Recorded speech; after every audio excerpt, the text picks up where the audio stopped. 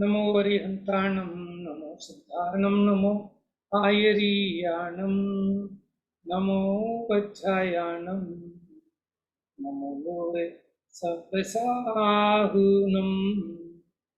मोक्षमार्गस्य नेतारं भेतारं कर्मभूततां ज्ञातारं विश्वतत्त्वानां वन्दे तद्गुणलब्धये। डाल दिया।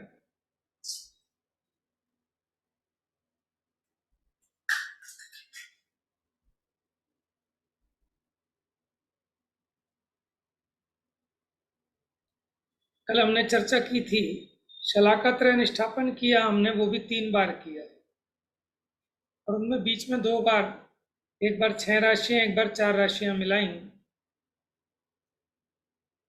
तो जगन्य परितानंत पाया था। अब उसके बाद जगन्य परितानंत का विरलन कर प्रत्येक के ऊपर जगन्य परितानंत रख रखकर जगन्य परितानंतों को परस्पर गुना करने से जो राशि उत्पन्न हो उसको जगन्य युक्तानंत कहते हैं।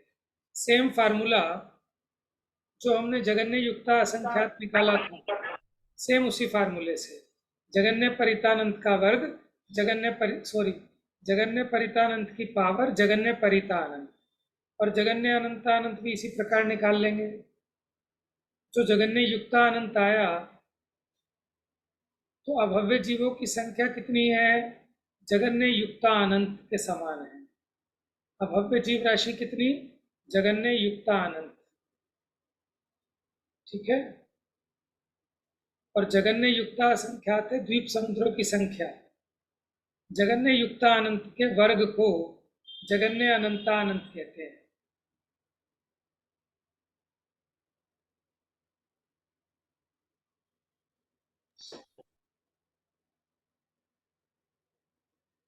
तो जगन्य परितानंत हो गया, जगन्य युक्तानंत हो गया, जगन्य अनंतानंत हो गया, क्योंकि इनसे पहले वाले उत्कृष्ट एक एक घटा घटा कर निकाल लिए थे।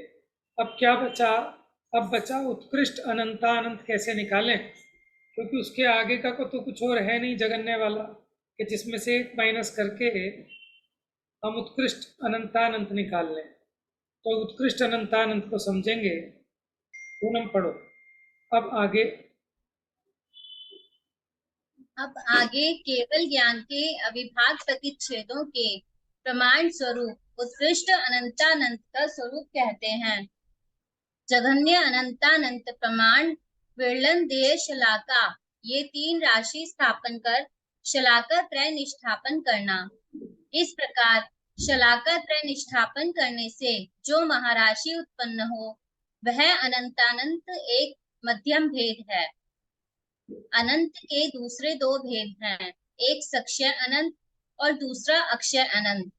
यहाँ तक जो संख्या हुई वह सक्षय अनंत है। इससे आगे अक्षय अनंत के भेद हैं, क्योंकि एक मिनट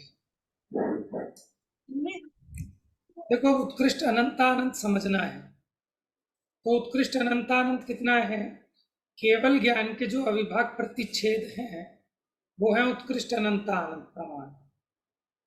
तो जो अपना जगन्य अनंतानंत आया था उसकी फिर 3 राशियां करनी, विरलन, दे और शलाका। पीछे जो हमने किया था ना, जगन्य परितानंत निकालने के लिए इतनी मेहनत की थी, और उसके पहले जो हमने जगन्य परिता असंख्यात निकाला था उसके लिए भी हमने बहुत मेहनत की थी।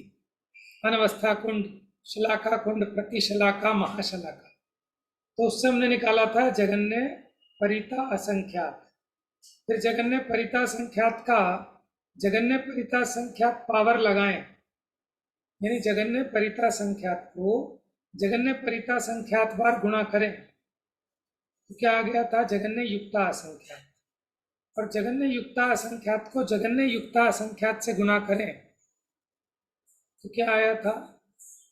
जगन्य असंख्याता असंख्यात। ठीक है। अब जगन्य असंख्याता असंख्यात के बाद नेक्स्ट स्टेप हमने देखा जगन्य परितानंत। तो जगन्य परितानंत के लिए हमने शलाका त्रय निष्ठापन किया, उसके बीच बीच में कुछ राशियां जोड़ी, तो अब यह हमारा जगन्य परितानंत। जगन्य परितानंत को जगन्य परितानंत बार लिखकर गुणा किया, जगन्य युक्तानंत, जगन्य युक्तानंत का वर्ग किया, यानी जगन्य युक्तानंत को जगन्य युक्तानंत से गुणा किया, क्या आ गया? जगन्य अनंतानंत।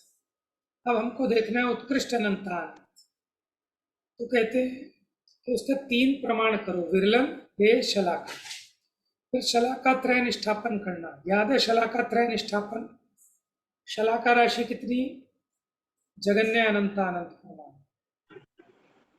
और देह राशि जगन्य अनंतानंत, विरलन जगन्य अनंतानंत। तो जगन्य अनंतानंत का विरलन करो, उसको फैलाओ, मैंने उतनी जगह जगन्य अनंतानंत देह राशि करो, उनका परस्पर गुणा करो। अब ये जो गुणनफल आया, एक बार ऊपर जो शलाका राशि थी जगन्य अनंतानंत, उसमें से 1 माइनस कर लो। फिर दूसरी बार जो गुणनफल आया उसका देह और उसी का विरलन, ठीक है? तो उतनी जगह फैलाओ, उतने रखो, आपस में गुणा करो, वहां 1 माइनस कर लो शलाका में। तो ये प्रोसीजर कितनी बार करना पड़ेगा आपको देह विरलन वाला? जब तक वो शलाका राशि जो जगन्य अनंतानंत थी वो समाप्त ना हो जाए। तो कितनी लंबी प्रोसीजर होगी। होने के बाद जो अंतिम गुणनफल आया उससे 3 राशि स्थापित करना, देह, विरलन और शलाका। फिर शलाका को ऊपर लिखना कोने में, उतनी जगह लिखकर उस देह राशि देना, गुणा करना, गुणनफल आ गया, 1 माइनस कर लेना शलाका राशि में से। फिर उस गुणनफल की 2 राशि करना, देह और विरलन, उतनी जगह फैलाकर उतनी उतनी संख्या हर एक पर लिखकर गुणा करना, 2 बार 3 बार। जब जब करें तो शलाका राशि में से माइनस करते जाए, जब तक शलाका राशि समाप्त ना हो तब तक इसी प्रकार देह और विरलन राशि ले लेकर गुणनफल किया करें। जब शलाका राशि समाप्त हो जाए तो जो गुणनफल आए बहुत विशाल, उससे फिर 3 राशियां, देह, विरलन और शलाका, और फिर वो शलाका राशि प्रमाण देह विरलन करते रहना, गुणनफल निकाल निकाल के। जब उसका अंतिम गुणनफल आए तो ये कहलाएगा शलाका त्रय निष्ठापन होने के बाद ये गुणनफल आ गया। तो यह इन्होंने शॉर्ट में समझा दिया कि शलाका त्रय निष्ठापन करना। अब जो महाराशि उत्पन्न हुई वो अनंतानंत उत्कृष्ट नहीं आया, वो उसका मध्यम भेद आया। अब इसमें ये कहते हैं अनंत भी 2 प्रकार के होते हैं, एक सक्षय अनंत और एक अक्षय अनंत। यहां जहां तक हम पहुंचे ना मध्यम अनंतानंत तक, वो तो सक्षय अनंत है, ठीक है? अब इसके आगे जो बड़ी संख्याएं होंगी वो होंगी अक्षय अनंत। अब पढ़िए,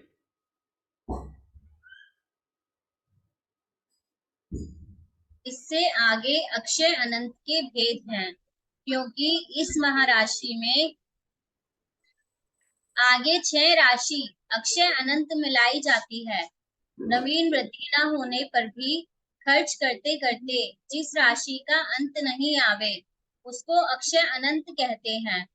इस महाराशि में जीव राशि के अनंतवें भाग सिद्ध राशि से अनंत गुणी निगोद राशि, वनस्पति काय राशि, जीव राशि से अनंत गुणी पुद्गल राशि, पुद्गल से भी अनंत गुणे 3 काल के समय और अलोकाकाश के प्रदेश, ये 6 राशि मिलाने से जो योगफल हो उस प्रमाण विरलन, देय, शलाका, ये 3 राशि स्थापन कर शलाका त्रय निष्ठापन करना। इस प्रकार शलाका त्रय निष्ठापन करने से जो राशि उत्पन्न हो उसमें धर्म द्रव्य और अधर्म द्रव्य के अगुरु लघु के अनंतानंत अविभाग प्रतिच्छेद मिलाकर योगफल प्रमाण विरलन, देय, शलाका स्थापन कर फिर शलाका त्रय निष्ठापन करना। इस प्रकार शलाका त्रय निष्ठापन करने से मध्यम अनंतानंत भेद रूप जो महाराशि उत्पन्न हुई उसको केवल ज्ञान के अविभाग प्रतिच्छेदों के समूह रूप राशि में से घटाना, और जो शेष बचे उसमें पुनः वही महाराशि मिलाना, तब केवल ज्ञान के अविभाग प्रतिच्छेदों का प्रमाण स्वरूप उत्कृष्ट अनंतानंत होता है। सुनिए अब, देखिए यही प्रोसीजर लगभग हमने पीछे भी की थी जब हमने जगन्य परितानंत निकाला था। ठीक है, अब यहाँ ये जो 6 राशियां मिलाई बीच में, उसमें आप देखिए ये सारी राशियां कितनी अक्षय अनंत हैं। देखो, जीव राशि के अनंत विभाग सिद्ध राशि, माने जीवों की जो अनंत संख्या है ना, जीवों के अनंत विभाग है सिद्ध राशि, लेकिन वो भी अक्षय अनंत है। माने हम एक एक कम करते भी जाएं तो भी कभी अंत नहीं आने वाला, वो कहलाता है अक्षय अनंत। दूसरी राशि सिद्ध राशि से अनंत गुणे निगोद हैं, उनको माने निगोद जितने हैं उसको इसमें प्लस करो, फिर वनस्पति काय को प्लस करो, कितने वनस्पति का अक्षय अनंत, और जीव से अनंत गुनी पुद्गल राशि है उसको इसमें प्लस करो। पुद्गल से अनंत गुने 3 काल के समय है, और 3 काल के समयों से अलोकाकाश के प्रदेश, ये 6 राशि मिलाई, फिर उसका शलाकात्रय निष्ठापन किया। अब जो गुणनफल आया, फिर उसमें धर्म द्रव्य और अधर्म द्रव्य के, धर्म द्रव्य के प्रदेश नहीं, प्रदेश तो असंख्यात होते हैं, लोकाकाश प्रमाण असंख्यात, लेकिन उसमें जो एक अगुरु लघुत्व नाम का गुण है, उसके अनंतानंत अविभाग प्रतिच्छेद मिलाकर योगफल करने पर उसका विरलन दे और शलाका स्थापन करके शलाका त्रय निष्ठापन किया। अब इस प्रकार शलाका त्रय निष्ठापन करने से मध्यम अनंतानंत का भेद रूप जो महाराशि उत्पन्न हुई, अब उससे आगे केवल ज्ञान की राशि निकालनी है। तो इसमें कौन सी महाराशि जोड़ें? तो देखो अब कैसे निकालेंगे, कौन सी राशि जोड़ें? तो कहते हैं उसको केवल ज्ञान के अविभाग प्रतिच्छेदों के समूह रूप राशि में से घटाना। क्योंकि देखो जैसे कई बार होता है आपका 91 आ गया, अब उसको राउंड ऑफ करना है, 100 लाना है। क्या लाना है आपने? 100। तो 91 में क्या मिलाएं कि 100 आ जाए?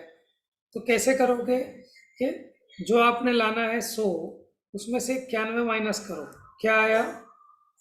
9। तो 91 में 9 प्लस कर दो तो आ जाएगा ना 100। तो वही टेक्निक यहाँ बताई है। क्या कहते हैं,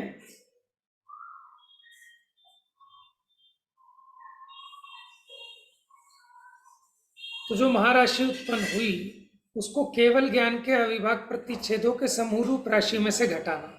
माने वो जो केवल ज्ञान के अविभाग प्रतिच्छेद होते हैं ना, उत्कृष्ट अनंतानंत, उसमें से इस महाराशि को घटाना, जो आए, ठीक है, जो शेष बचे उसमें पुनः वही महाराशि मिलाना, पहले वाली। जैसे 100 आपको लाना था, 91 तक पहुंच गए, तो वो कह रहे हैं कि 100 में से पहले 91 माइनस करो, जो शेष बचा 9, उसमें वापस वो महाराशि 91 जोड़ दो, ठीक है, तो 100 आ जाएगा। आप कहोगे क्यों पागल बना रहे हो, सीधा सीधा कर देते, आप पहले उसको माइनस करा रहे हो फिर उसी को जोड़ करा रहे हो, ऐसा क्यों करा रहे हो? तो उसका भी कारण अभी बताएंगे आपको। इतना समझ में आ रहा है आप लोगों को? ये देखिए, पढ़ो पूनम। इस प्रकार शलाका त्रय निष्ठापन करने से, यहाँ से पढ़ो, इस प्रकार शलाका त्रय निष्ठापन करने से मध्यम अनंतानंत भेद रूप जो महाराशि उत्पन्न हुई उसको केवल ज्ञान के अविभाग प्रतिच्छेदों के समूह रूप राशि में से घटाना, और जो शेष बचे उसमें पुनः वही महाराशि मिलाना, तब केवल ज्ञान के अविभाग प्रतिच्छेदों का प्रमाण स्वरूप उत्कृष्ट अनंतानंत होता है। आया कुछ समझ में? उत्कृष्ट अनंतानंत कैसे निकाला? भैया एक क्वेश्चन पूछें? पूछिए। ये जो मध्यम अनंतानंत है, जगन्य अनंतानंत, इसके अंदर हमने 6 राशि प्लस करके फिर शलाका त्रय निष्ठापन किया है पहले 6 उत्कृष्ट के राशि लिए। प्लस की, 6 राशि प्लस करने के बाद शलाका त्रय निष्ठापन किया, उसके ठीक है। बाद फिर उसके बाद एक राशि ऐड की है, ये देखो, अगुरु लघु गुण के अनंतानंत अविभक्त प्रतिच्छेद मिलाए, फिर योगफल जो आया, फिर उसका शलाका त्रय निष्ठापन किया, 6 राशि मिलाने के बाद भी किया, फिर उसके बाद अगुरु लघु गुण के अविभक्त प्रतिच्छेद उस राशि को भी प्लस किया, फिर शलाका त्रय निष्ठापन किया। अब ये जो उत्कृष्ट राशि आई मध्यम अनंतानंत राशि है, अब इसमें कुछ प्लस करें ताकि केवल ज्ञान के अविभक्त प्रतिच्छेद आ जाए। तो क्या प्लस करें? तो पहले उनका डिफरेंस देख लो, केवल ज्ञान से इसका कितना डिफरेंस है माइनस करके, जो आया उसमें महाराशि जोड़ दो तो टोटल आ जाएंगे अनंतानंत उत्कृष्ट अनंतानंत। अब देखो, कहते हैं उक्त महाराशि को केवल ज्ञान में से घटाकर फिर मिलाने का अभिप्राय यह है कि केवल ज्ञान के अविभक्त प्रतिच्छेदों का प्रमाण उक्त महाराशि से बहुत बड़ा है। उस महाराशि को किसी दूसरी राशि से गुणाकार करने पर भी केवल ज्ञान के प्रमाण से बहुत कमती रहता है। माने वो कह रहे हैं कि सिंपली हमने इसलिए कर लिया एडलेस, क्योंकि आप कितना ही गुना कर लेना, कितना ही गुना कर लेना, गुणनफल करते करते आप वो केवल ज्ञान की राशि तक पहुंच ही नहीं पाओगे। आप जहां तक पहुंच गए ना, अब इसके आगे वो केवल ज्ञान की राशि इतनी बड़ी है कि आप कितनी बार गुना गुना करते जाना, आप वहां तक पहुंच नहीं पाएंगे। देखो, उक्त महाराशि को, यानी जो 91 बचा था, उसको फिर 100 में से घटाकर, ठीक है, जो 9 आया उसमें फिर मिला दिया 91 को। तो उसका अभिप्राय यह है कि केवल ज्ञान के अविभक्त प्रतिच्छेदों का प्रमाण, यानी वो जो 100 है वो 91 से बहुत बड़ा है। यहाँ तो ज्यादा बड़ा नहीं है उदाहरण में, लेकिन अगर सिद्धांत में देखेंगे तो जिस राशि तक हम पहुंचे हैं उससे केवल ज्ञान के अविभक्त प्रतिच्छेदों की राशि बहुत बड़ी है। उस महाराशि को किसी दूसरी राशि से गुणाकार करने पर भी, माने जो 91 था, आप उसको कितनी भी राशियों से गुना करते रहो फिर भी केवल ज्ञान के प्रमाण से बहुत कमती रहता है। इसलिए केवल ज्ञान के अविभक्त प्रतिच्छेदों के प्रमाण का महत्व दिखाने के लिए उपर्युक्त विधान किया।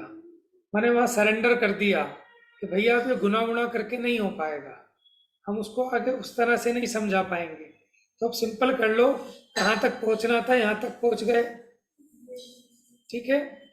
तो अब क्या करें, वहां तक पहुंचने के लिए जितना डिफरेंस है उसको प्लस कर लो उसमें बस। इस प्रकार ये संख्या मान के 21 भेद हो गए। अब इसके बाद ये उपमा मान की बात थी, ये मेरे ख्याल से हो गई थी ना पूरी, या रह गई थी? सूच्याङ्गुल प्रतरांगुल जगत प्रतर हो गया था,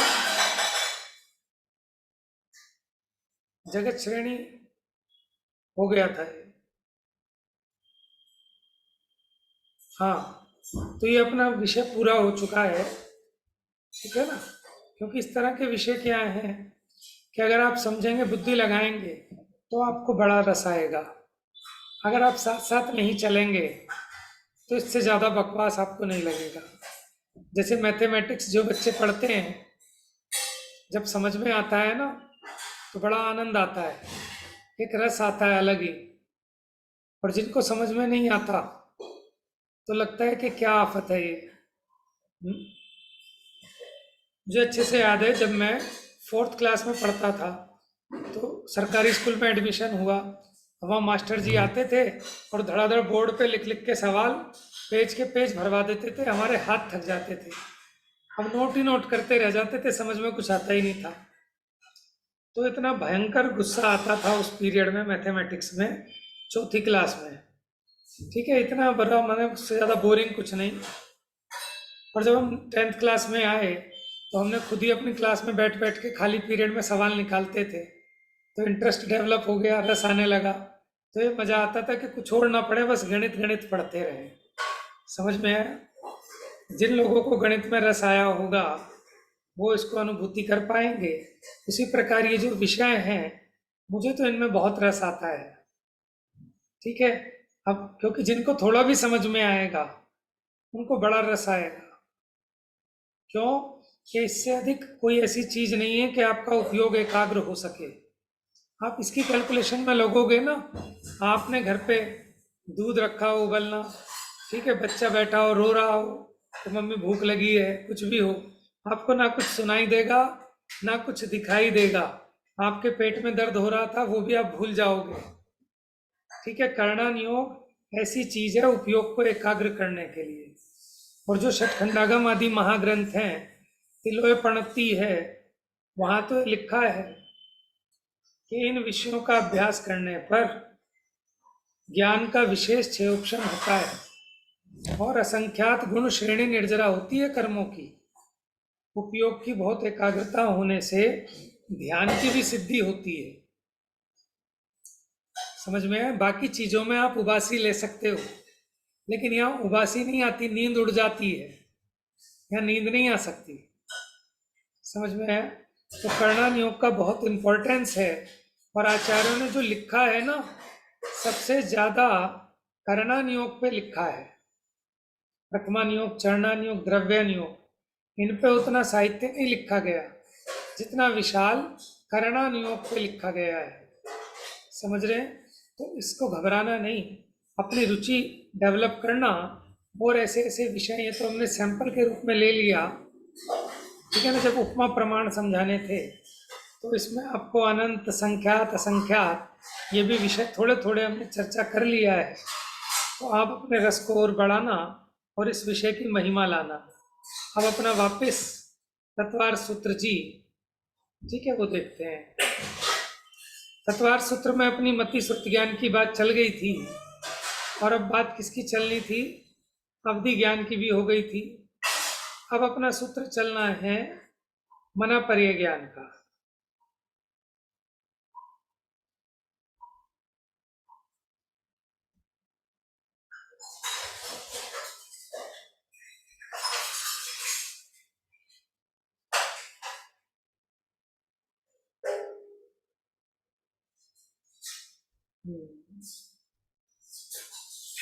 हाँ जी, अवधि ज्ञान के बारे में किसी का कोई प्रश्न हो तो आप पूछ सकते हैं। पहले 2 प्रकार का अवधि ज्ञान बताया था, कौन कौन सा बताइए? गुण प्रत्यय और भाव प्रत्यय। और देखो, जो कह रहा था ना कि जो कुअवधि ज्ञान होता है तो वो चिन्ह नाभि के नीचे बनते हैं, गिरगिट आदि के चिन्ह, वो अपने आप उत्पन्न हो जाते हैं। जब जिसको कुअवधि ज्ञान उत्पन्न होता है ना, तो उसको वो चिन्ह भी अपने आप शरीर में उत्पन्न हो जाते हैं। और जब उसका कुअवधि ज्ञान से सुअवधि ज्ञान होता है तो नाभि के नीचे के चिन्ह मिट जाते हैं और नाभि के ऊपर वज्र, चक्र आदि ऐसे चिन्ह अपने आप आ जाते हैं। उनके माध्यम से। हाँ जी, अवधि ज्ञान में आता क्या होगा ज्ञान में?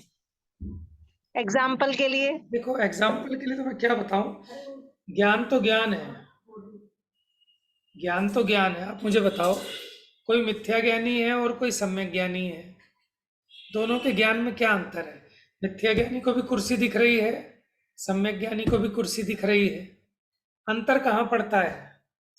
अंतर पड़ता है कारण विपरीतता, स्वरूप विपरीतता और भेदा भेद विपरीतता।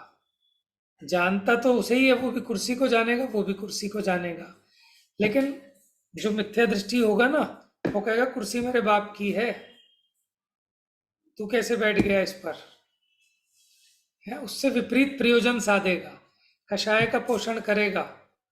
सम्यक दृष्टि कुर्सी को कुर्सी तो जानेगा, लेकिन क्या जानेगा कि पुद्गल का रचना है, मेरे से भिन्न है, मेरा कुछ नहीं है इसमें। जैसे एग्जाम्पल के तौर पर कुअवधि ज्ञान वाले को ये दिखाई दिया कि पूर्व में मेरी माँ थी, ठीक है, और ये मुझे दूध पिलाती थी, मेरी आंखों में काजल डालती थी, ठीक है, अवधि ज्ञान में जानने में आया। लेकिन जो कुअवधि ज्ञान है वो मिथ्यात्व सहित है, तो वो उससे अपना उल्टा उल्टा प्रयोजन साधता है, अपनी कषायों का पोषण करता है। कैसा? अब क्या कहेगा, यही थी कि जो मेरे हलक में वो चिमटा डालती थी, चम्मच डालती थी ना, दूध पिलाती थी उसे चम्मच से, उसको कैसे कैसा फीलिंग आएगी कि यही थी, मेरी आंखों में कोयला भरती थी, समझ में आया? और मैं रोता रहता था। उसे रोता हुआ दिखेगा ना अपना अवधि ज्ञान में, कहेगा इसने मेरा नाश मार रखा था। उल्टा विपरीत प्रयोजन साधेगा। अभी इस ठीक है जगत भैया। में भी ज्ञान का विषय वही बनता है, सेम चीजें, लेकिन जिसकी कषाय तीव्र होती है उसको उल्टा उल्टा ही दिखता है कि मेरे बुरे के लिए किया, आपने भले उसके भलाई के लिए किया हो, समझ में आया? उसको क्या लगेगा, मेरी बुराई के लिए किया। और जिसकी कषाय अत्यंत मंद होती है, कोई उसकी बुराई के लिए भी करे लेकिन उसके साता वेदनीय का उदय है, उसको लगेगा मेरी भलाई के लिए किया, बेचारे ने, बुरा हो गया अलग बात है, लेकिन इसने मेरी भलाई के लिए किया है। आवाज आ रही है आपको? हाँ जी भी आ रही है। इंटरनेट कनेक्शन अनस्टेबल है। बीच में रुक गई थी। हम्म आ रही है लेकिन अवस्था। तो आपको बात समझ में आ रही है? कुअवधि ज्ञान और सुअवधि ज्ञान में तो वही चीजें जानने में आएंगी, लेकिन मिथ्या दृष्टि अपने मिथ्यात्व की तीव्रता के कारण अपना प्रयोजन उल्टा साधेगा, उससे उसी का घमंड करने लगेगा, उसी के लिए अपनी दुकान खोलेगा। ठीक है, बस इतना ही अंतर है। चलिए प्रारंभ करें। अब क्षय उपशम निमित्तक गुण प्रत्यय अवधि ज्ञान का स्वरूप पूरा हुआ था। अब मना पर्याय ज्ञान के भेद और लक्षण बताने के लिए आचार्य सूत्र कहते हैं। देखिए, अभी जो आपने विषय पढ़ा, अब उसके सामने आपको ये तत्वार सूत्र बहुत आसान लगेगा। अब आपको ये नहीं लगेगा कि तत्वार सूत्र कठिन है, समझ में आया? और फिर भी कठिन लगे तो आप आगे मत बढ़ने देना मुझे, आप स्वतंत्र हैं, आप जितना चाहें उतना इस विषय को खींच सकते हैं, पूछ सकते हैं। ठीक है, प्रश्न पूछने के लिए खुली छूट है सबको। चलिए, ऋजु विपुल मति मनः पर्यय। ऋजु माने सरल, विपुल माने विशाल, ये जो सरल भी और कुटिल भी जैसा भी हो सबको। मति तो ऋजुमति और विपुल मति, इस प्रकार से दो भेद वाला मनः पर्यय ज्ञान होता है। मनः पर्यय ज्ञान मतलब कि जो दूसरे के मन में क्या चल रहा है उसको जान ले, उसको कहते हैं मनः पर्यय ज्ञान। बात समझ में आई? ठीक है, जैसे किसी ने आपको बहुत अच्छे से नमस्ते की, आपको बुलाया कि जी आप आना, आप आना, आप दावत पे आना, चाय पे आना, आप क्या कहते हैं, मुझे सब पता है इसके मन में क्या चल रहा है, ऊपर ऊपर से कर रहा है ये इतनी नमस्ते और आना साहब आना, अंदर में मुझे पता है इसके मन में क्या है। ठीक है, तो आप सोचना, क्या आपको मना पर यह ज्ञान है कि जो आपको पता होता है कि इसके मन में क्या चल रहा है? इतना तो मना पर यह ज्ञान वाले ही जान सकते हैं। हम और आप दूसरे के मन में क्या चल रहा है, हम ये जो अनुमान लगाते हैं ना, ये अपनी कषायों के हिसाब से लगाते हैं कि जिससे हमें द्वेष हो तो हमें क्या लगेगा कि अंदर अंदर में मुझे गाली दे रहा होगा, ये मेरी बुराई कर रहा होगा, इसी ने मेरा काम खराब किया, इसी ने चुगली की, इसी ने ऐसा किया। और जिससे आपका राग होता है, ठीक है, वहां आपको कैसा लगेगा कि नहीं नहीं, ये तो अपना है, इसने तो हमारा काम सुधरवाया है, इसने तो हमारा ये काम अनुकूल किया। लेकिन आपको मना पर ये ज्ञान तो है नहीं, तो आप दूसरे के मन का नहीं जान सकते। और अगर आप सोचो एक मिनट के लिए कि आपको मना पर ये ज्ञान हो जाए, ठीक है, अब कोई मेहमान जो आपके सामने खूब झुक रहा है लेकिन अंदर अंदर में आपके लिए बड़ा खोटा विचार कर रहा है, आपको तो पता लग जाएगा। फिर झगड़े बढ़ेंगे कि घटेंगे? सास बहू के, देवरानी जिठानी के, ठीक है, अब वो सासू माँ के पैर तो छू रही है लेकिन अंदर अंदर में क्या सोच रही है? सासू माँ को अगर मना पर ये ज्ञान हो जाए तो वो एक लात मारेगी उसको आशीर्वाद देने की बजाय। तो इसलिए मना पर ये ज्ञान संयमी मुनिराजों को ही होता है कि जो इतने वीतरागी हो गए कि दूसरे के मन का जानने पर भी जिनकी कसाय उत्पन्न नहीं होगी। समझ में आया? और अच्छा ही है कि तीव्र रागी जीवों को अगर ज्ञान बढ़ जाए ना, लोग कहते हैं कि गंजे को नाखून मिल जाए तो वो अपने सर को ही फाड़ लेगा नोच नोच के। तो अच्छा हुआ भगवान ने गंजे को नाखून नहीं दिए। किसी अज्ञानी, अनपढ़ और महातीव्र कसाई को राजा का पद मिल जाए तो क्या करेगा? आतंक मचा देगा। तो उसी प्रकार तीव्र कसाई को, तीव्र मिथ्या दृष्टि को अगर ज्ञान ज्यादा हो जाए ना तो उस पर झेला नहीं जाएगा। वो खुद भी अपनी दुर्गति करेगा और अन्य सबको भी दुखी करने में निमित्त होगा। तो इसीलिए व्यवस्था ऐसी है कि अधिक ज्ञान अधिक विशुद्धि वालों को मिलता है। क्या कहा? अधिक ज्ञान अधिक विशुद्धता वालों को मिलता है। यह ज्ञान का मतलब सम्यक ज्ञान ही समझना, मिथ्या ज्ञान की बात नहीं। वो तो मिथ्या दृष्टि के होता है, लेकिन मिथ्या दृष्टि के भी वो अपने पापों को छोड़ता है, कुछ कम करता है, संयम आदि को अंगीकार करता है। जैसे अवधि ज्ञान होता है ना, कुअवधि ज्ञान, वो भी कोई ऐसे नहीं होता गुण प्रत्यय वाला। ठीक है। अच्छा, इसमें दो बातें और आती हैं कि कुअवधि ज्ञान उत्पन्न नहीं होता। उत्पन्न तो जो नवीन उत्पन्न होगा वो संयम आदि सम्यक्त्व की विशेषता से होता है, तो सुअवधि ज्ञान होता है। लेकिन बाद में उसका गुण स्थान गिर जाए, मिथ्यात्व गुण स्थान में आ जाए, तो वही सुअवधि ज्ञान कुअवधि रूप हो जाता है। ठीक है। चलिए, अभी ऋजुमति और विपुलमति तो मनापर्य ज्ञान के भेद है। मनापर्य ज्ञान माने दूसरे के मन में स्थित रूपी पदार्थों को जाने। अब दूसरे के मन में स्थित रूपी पदार्थ क्या है? कि दूसरे व्यक्ति मन में क्या सोच रहा है, क्या विचार कर रहा है। और सुनो, जैसे आपने अपने मन में सोचा कि अब तो गर्मी आ गई, एसी लाएंगे। ठीक है। अब आपके मन में जो विचार चला, माने जो मनापर्य ज्ञान वाले मुनिराज हैं, वो आपके मन का जानकर अब जिस एसी के बारे में आपने सोचा था उस एसी का भी पूरा ज्ञान कर लेंगे प्रत्यक्ष आत्मा से। समझ में आया? ये मनापर्य ज्ञान है। आपके मन के निमित्त से आपने मन में कुछ विचार किया और जिस पदार्थ का विचार किया उस पदार्थ को भी पूरा जान लेंगे। चलिए पुनः पढ़िए। ऋजु विपुलमति मनः पर्ययः। ऋजुमति और विपुलमति, ये दो भेद मनः पर्यय ज्ञान के हैं। ऋजु सरल या सीधी मन वचन काय की प्रवृत्ति, मति बुद्धि। विपुल सरल और वक्र रूप मन वचन काय की प्रवृत्ति। मनः पर्यय ज्ञानावरण वीर्यांतराय कर्म के क्षयोक्षम और अंगोपांग नामक नाम कर्म के उदय लाभ की निमित्तता में परकीय मनोगत चिंतित पदार्थ को जानने वाला आत्मा का ज्ञान मनः पर्यय ज्ञान है। इसके दो भेद हैं, ऋजुमति और विपुलमति। इन दोनों शब्दों का समास कर द्विवचन करने से यह अर्थ फलित होता है। सुनिए,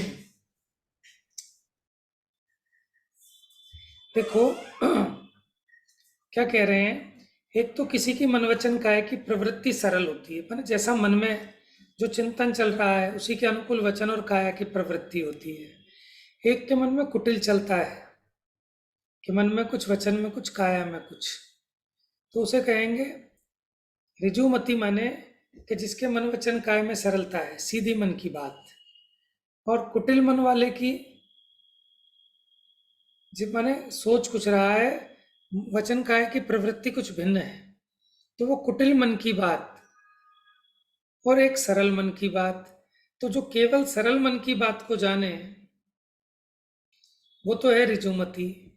और विपुलमति, विपुल माने वो सरल को भी जानेगा और कुटिल मन से चिंतित पदार्थ को भी जानेगा। ठीक है। और मनापर्य का अर्थ क्या किया कि मनापर्य माने कि मन से जानने वाला जो ज्ञान है, यानी अनिंद्रिय। अनिंद्रिय क्या होता है? मन।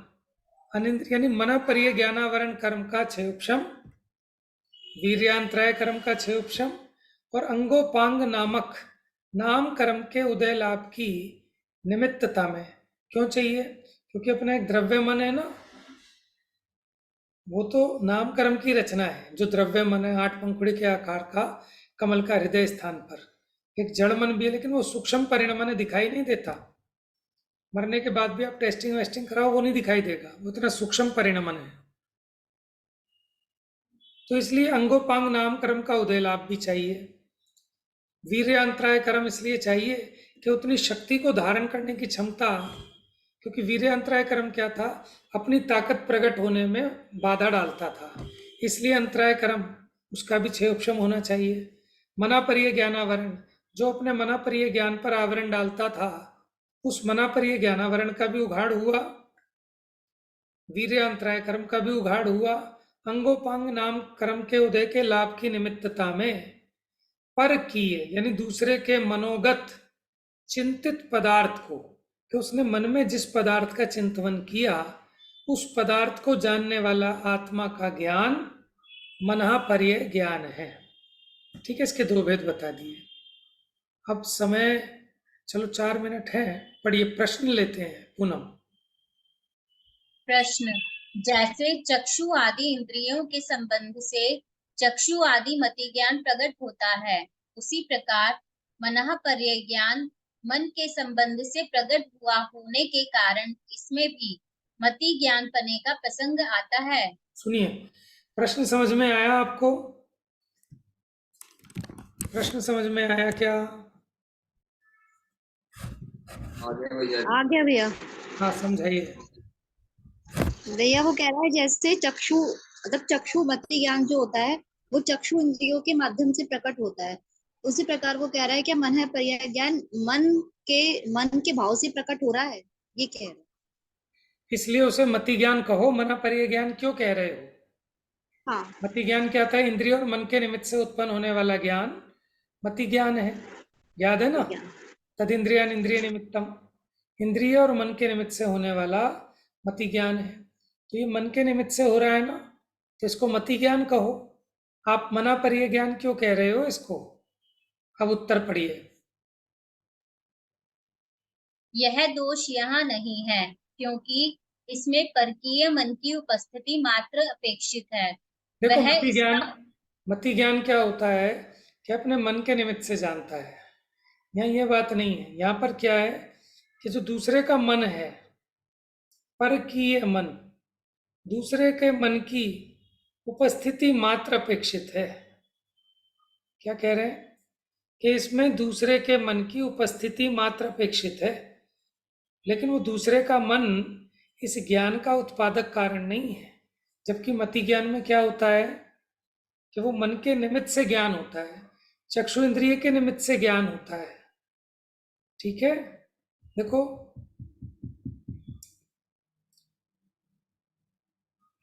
ये जो है ना, यहाँ तो ये छोटे छोटे इशारे में दी है, लेकिन जो बड़ी बड़ी टीकाएं होंगी उनमें इन चीजों, इन मुद्दों पे बहस की गई होगी, और भी प्रश्नों में प्रश्न लगाए गए होंगे डेफिनेटली। ठीक है, लेकिन अपने सामने अभी जो उपस्थित है हम उसी से बंद कर चलेंगे। अभी क्या कह रहे हैं? क्योंकि इसमें परकीय मन की उपस्थिति मात्र अपेक्षित है, वह इसका उत्पादक कारण नहीं है। जैसे किसी ने कहा कि आकाश में चंद्रमा को देखो, आकाश में चंद्रमा को देखो, तो चंद्रमा का ज्ञान आकाश से हुआ क्या? क्या आकाश उस चंद्रमा के ज्ञान का उत्पादक कारण है? नहीं, आकाश का आश्रय मात्र है। चंद्रमा आकाश में विद्यमान मात्र है, वह आकाश से उत्पन्न नहीं हुआ। उसी प्रकार इस ज्ञान द्वारा जानी गई वस्तु दूसरे के मन में मात्र स्थित है, उसके मन ने उसको बनाया नहीं। क्या कहना? उसके सामने वाले के मन में स्थित पदार्थ का ज्ञान करते हैं। जैसे आपके मन में विचार चल रहा हो, अभी मैंने इसी का उदाहरण दिया था, आपके मन में मान लो नंदीश्वर द्वीप का विचार चल रहा है, नंदीश्वर द्वीप की रचना कैसी है, तो मनःपर्य ज्ञान वाले आपके मन में जो विचार चल रहा है उस पदार्थ को यानी नंदीश्वर द्वीप की रचना को जान लेगा, तो आपके मन से थोड़ी ना वो नंदीश्वर द्वीप बना है, लेकिन आपके मन की उपस्थिति मात्र अपेक्षित है।